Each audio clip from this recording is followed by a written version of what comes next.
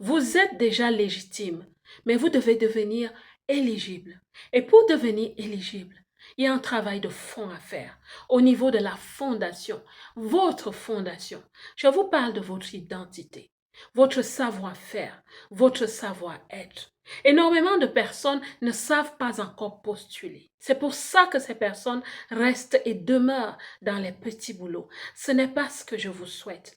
Parce qu'avec les petits boulots, votre cadre de vie est restreint. Vous allez vivre dans certains quartiers seulement. Alors, savez-vous qu'il y a des personnes dans ce monde qui ont peur de disparaître? Disparaître avec le temps. Je ne parle pas de disparition physique. Je parle de disparaître de leur réseautage, des chemins de la réussite. Et je le remarque aussi dans la diaspora parce que les gens ont peur. Peur de ce qui se passe dans ce monde en ce moment. Trop de scandales.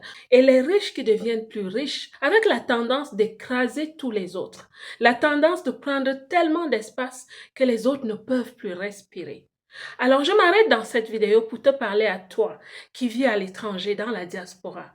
J'ai aussi remarqué que dans la diaspora, il y a des personnes qui partent d'un pays à un autre, cherchant un Eldorado quelconque. Je viens vous annoncer une bonne nouvelle. Dans la diaspora aussi, il y a des personnes qui réussissent. Il y a des personnes qui savent laisser leur marque, qui ont trouvé leur voie.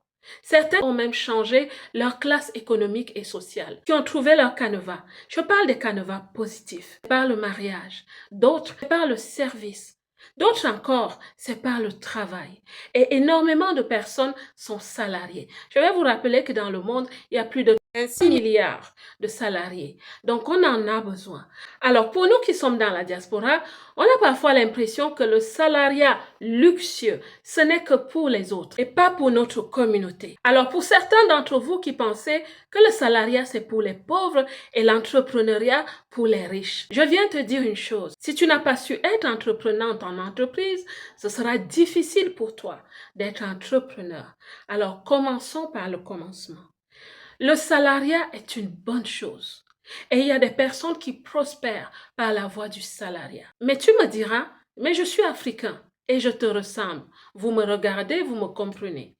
Je viens aussi te dire, ma belle, ou mon beau, parce qu'il y a plusieurs hommes sur cette chaîne, je viens aussi vous dire qu'il y a des Africains qui occupent des postes élevés dans des entreprises. Il y en a qui ont des postes de responsabilité, de gestion d'équipe en entreprise. Et ces positions viennent avec un package, des salaires et des avantages que vous ferez bien de découvrir. Mais la seule chose à savoir, c'est que ces entreprises-là, qui offrent de super salaires, ont un filtre très serré lors des recrutements. Et c'est à vous de faire un travail. Vous savez, quand vous aspirez à travailler dans des entreprises qui vous payent bien, c'est comme aller en relation avec une personne de famille riche. C'est à vous de faire l'effort de raffinement afin de vous aligner à cette nouvelle classe qui vous accueille. Et sans condescendance, je souhaite dire que notre communauté a besoin d'être éduquée sur les codes et les canevas qui peuvent vous aider à être embauché par ces grandes entreprises. Et quand vous travaillez dans ces entreprises, votre style de vie change parce que votre pouvoir d'achat va changer. Qu'à cela ne tienne, il y a un travail à faire. Vous devez devenir la meilleure version de vous-même. Vous êtes déjà légitime, mais vous devez devenir éligible. Et pour devenir éligible, il y a un travail de fond à faire au niveau de la fondation, votre fondation. Je vous parle de votre identité, votre savoir-faire, votre savoir-être. Énormément de personnes ne savent pas encore postuler. C'est pour ça que ces personnes restent et demeurent dans les petits boulots. Ce n'est pas ce que je vous souhaite. Parce qu'avec les petits boulots, votre cadre de vie est restreint. Vous allez vivre dans certains quartiers seulement. Vous aurez du mal à faire vos courses dans certains supermarchés. Certaines personnes ne savent même pas qu'il y a des supermarchés dans la ville où ils habitent qui sont tellement sélects que quand vous y entrez, vous n'avez pas l'impression que vous êtes dans un supermarché avec la même enseigne. Mais c'est un autre level. Vous pouvez changer de statut social, mes belles. Il suffit juste d'aligner votre mindset, votre mentalité, vos comportements, les habitudes à une façon de faire, une façon de vivre, une façon de penser, que je pourrais appeler élitiste. Oui, pour nous, ça paraît élitiste, simplement parce que ça sort de notre cadre. Ma belle, tu as de grands rêves, tu peux les réaliser.